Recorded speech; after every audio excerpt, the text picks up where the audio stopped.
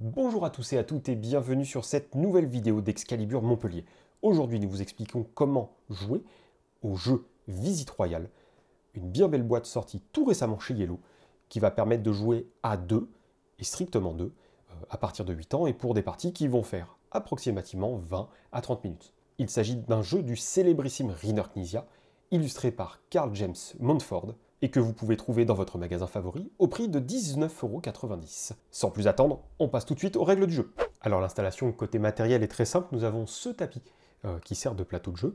Le joueur ou la joueuse numéro 1 se met de ce côté-ci et son adversaire de l'autre côté en face, côté bordeaux ou bleu selon notre préférence. Nous avons les 5 figurines qui sont des petits blocs en bois légèrement ciselés avec l'illustration de chaque personnage.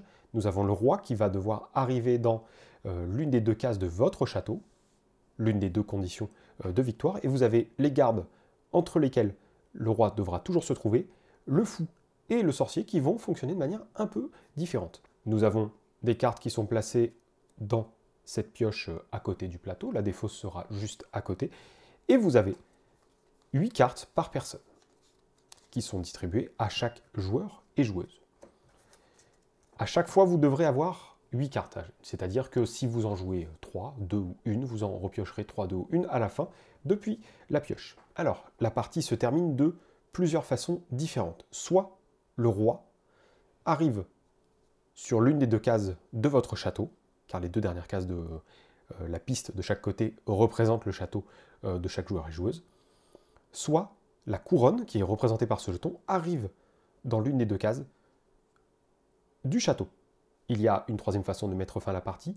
La pioche est épuisée pour la 2e fois, sachant que lorsqu'on l'épuise une fois, on retourne le jeton couronne pour indiquer que cela est arrivé. Et si le jeton couronne se trouve dans votre duché au moment où la pioche s'épuise pour une 2e fois, vous l'emportez. Vous avez plusieurs types de cartes. Il y en existe 4. Les gardes, les fous, les cartes sorciers et les cartes rois. Chaque carte va vous permettre de déplacer les pions sur le plateau, à votre avantage si possible bien sûr, d'une certaine façon. Vous noterez qu'il y a 3 cartes différentes du côté des gardes. Celle-ci vous fait bouger un garde d'une case. Celle-ci vous fait soit déplacer un seul garde de 2 cases, ou les 2 gardes d'une case. Sachant que, pour rappel, le roi doit toujours rester entre ces 2 gardes, et ces 3 figurines formant la cour. Si vous jouez cette carte avec ces symboles en haut de la carte, eh bien les gardes vont retourner sur les cases adjacentes à celles du roi. Les cartes fous vont vous permettre de déplacer votre pion fou de 1, 2, 3, 4 ou 5 cases, selon le chiffre qui est indiqué dessus, sachant que le symbole M vous permet de simplement le faire retourner au centre. Les sorciers vont simplement avancer d'1, 2 ou 3 cases, comme ceci. Et le roi va avoir 2 utilisations. Soit vous jouez une carte et il avancera d'une case vers votre château, soit vous déplacez l'intégralité de la cour en jouant 2 cartes en même temps. C'est-à-dire qu'à ce moment-là, toute la cour, donc les 2 gardes et le roi au centre, vont avancer du côté qui vous arrange. Sachant que si à la fin de votre tour, l'intégralité de la cour se trouve de votre côté du duché, la couronne avancera d'une case. Et si vous avez 1 ou 2 figurines personnages dans votre château, vous avancerez d'1 ou 2 cases ce marqueur dans votre direction. Autant dire que là, la personne qui joue bleu est très avantagée pour ce tour-ci. Mais les choses peuvent se retourner très facilement à ce jeu. Alors je vais vous expliquer rapidement un tour de jeu. Vous pouvez jouer une ou plusieurs cartes du même type, donc garde, roi, sorcier ou fou. L'autre action que vous pouvez faire est d'utiliser le pouvoir du fou ou du sorcier, ce qui ne vous fait jouer aucune carte, mais vous fait débloquer un pouvoir. Le sorcier permet d'attirer à lui le pion roi, à condition qu'il soit au sein de sa cour. Donc par exemple, si nous sommes dans cette situation-là, le sorcier attire sur sa même case le roi, ce qui le met dans une position assez avantageuse. Et le pouvoir spécial du fou vous permet de jouer des cartes de n'importe quel type pour faire bouger n'importe quel autre personnage. Attention, cela dit, il faut que ce soit des cartes du même type qui soient jouées quand même.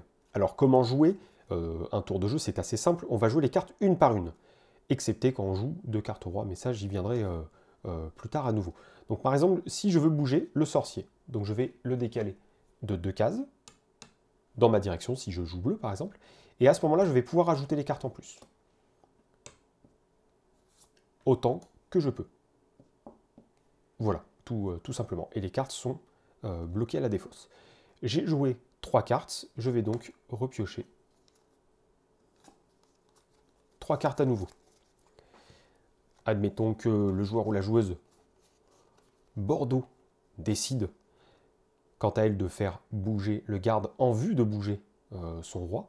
Eh bien, on va jouer cette carte-là qui va nous faire bouger ce garde-là de 2 cases, par exemple, car je peux le faire avec cette carte-là.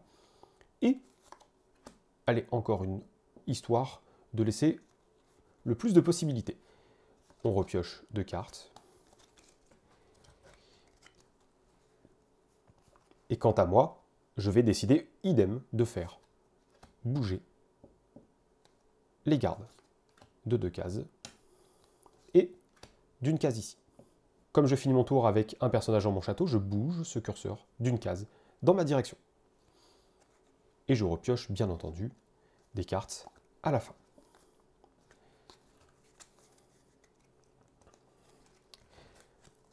Donc là, admettons que il y a un excès de confiance de la part de la personne qui joue Bordeaux. On va bouger ce pion-là dans cette direction-là, ce qui me fait marquer un point en couronne de mon côté. Et là, je décide, par exemple, pour vous montrer l'utilisation du pouvoir du sorcier, d'attirer le roi à mon personnage. Donc je ne joue aucune carte. Le roi est bien entre les 2 gardes, donc au sein de sa cour, et arrive de ce côté-ci. Si à tout moment le roi arrive sur une case du château, la partie s'arrête. Le pouvoir que je ne vous ai pas expliqué est celui du fou, et là ça permet d'expliquer concrètement les choses. Je vais utiliser son pouvoir, mais celui-ci me permettra d'utiliser des cartes. Donc je vais jouer des cartes fous pour faire bouger n'importe quel autre personnage. Donc là on voit que la situation de la personne rouge est embêtante, donc elle va décider de jouer des cartes fous pour faire reculer le roi. Donc de 2 cases. Et de 2 cases. Ce qui lui permet d'éviter un fiasco d'une défaite extrêmement rapide. Et voilà, c'est la fin de cette vidéo qui vous expliquait les règles de visite royale de chez Yellow. On espère que cette vidéo vous aura plu. Si c'est le cas, n'hésitez pas à mettre un pouce bleu, ça nous fera vraiment plaisir. Et n'hésitez pas non plus à vous abonner à notre chaîne pour recevoir les notifications quand on publie une nouvelle vidéo. Si vous avez la moindre question ou demande, les liens dans la description de la vidéo sont prévus à cet effet. Et d'ici une prochaine visite dans votre magasin favori ou une prochaine vidéo sur notre chaîne YouTube Excalibur Montpellier, nous vous souhaitons une excellente journée ou soirée, d'excellents moments de jeu, car c'est important, et surtout, prenez soin de vous, car ça l'est encore plus.